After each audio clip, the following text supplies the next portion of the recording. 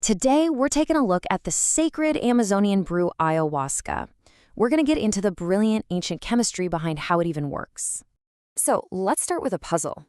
A real puzzle that had scientists totally stumped for decades. See, deep in the Amazon, indigenous cultures had figured out how to make this incredibly powerful visionary brew. But here's the catch, the real mystery. The main chemical, the one that's supposed to give you the visions, it's completely inactive when you just, ingest it. It shouldn't do anything at all. So how in the world did they figure out how to unlock its power? All right, so let's get right into this chemical paradox. It's just a fascinating example of botanical genius, something that predates our modern pharmacology by centuries, maybe even thousands of years. Okay, so piece number one of this puzzle is a molecule called dimethyltryptamine, or DMT for short. You can find it in the leaves of a pretty common shrub in the Amazon, Psychotria viridis. Now, this stuff is the source of those profound visions ayahuasca is so famous for.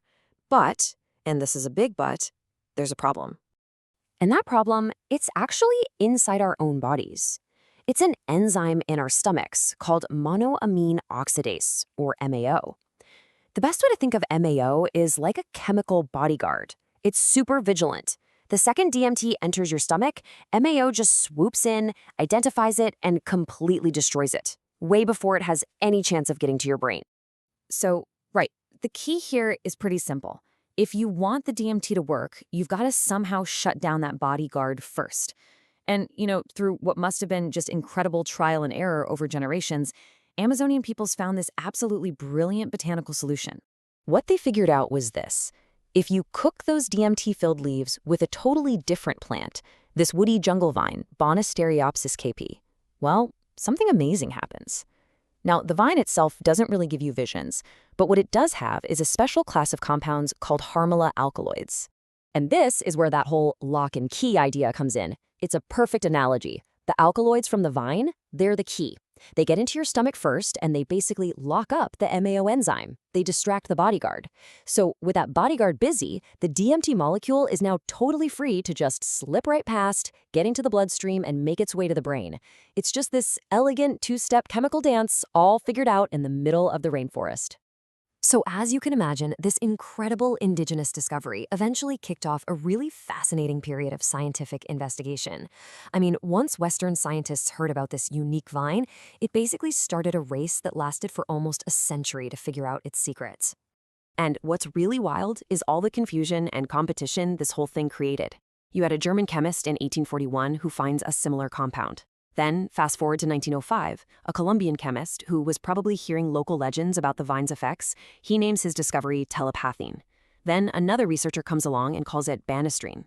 It actually wasn't until 1939 that scientists finally put it all together and realized, wait a minute, these are all the same family of alkaloids. They had found the keys to ayahuasca's power. Okay, so the chemistry is starting to get figured out.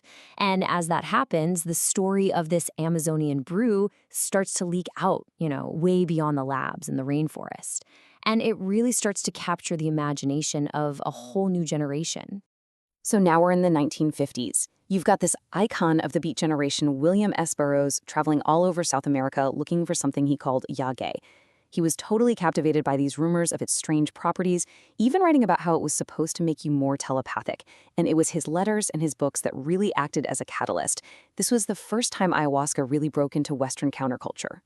But at the same time Burroughs is off on his quests, something totally different is starting to grow in Brazil. Back in the 1930s, a man named Mestre Irineu founded a religion called Santo Daime. It's this incredible blend of Christianity and Amazonian traditions. And for them, the brew, which they call daime, is their central sacrament. It's basically their holy Eucharist. And all of that brings us to today. Think about it. This went from a sacred brew known only to a few Amazonian tribes to a full-blown global phenomenon. And now it's standing at this very complex and honestly often controversial crossroads. Today, ayahuasca kind of lives in 4 different worlds at once. You've got this booming tourism industry with people flying to Peru and Brazil for ceremonies. Then you have all the ongoing legal fights about its status, even though a place like Brazil has protected its religious use for decades. At the same time, the Santo Daime Church has gone international. You can find branches in the US and Europe now. And then finally, science is kind of coming full circle, with researchers today looking into the brew's potential for things like treating depression and PTSD. So, when you step back and look at it, what started as this incredibly clever chemical solution deep in the Amazon has now become a genuine global force. And as this ancient knowledge slams up against modern demand, modern laws, and modern science, it leaves us with one last, really big question. Who holds the key to its future?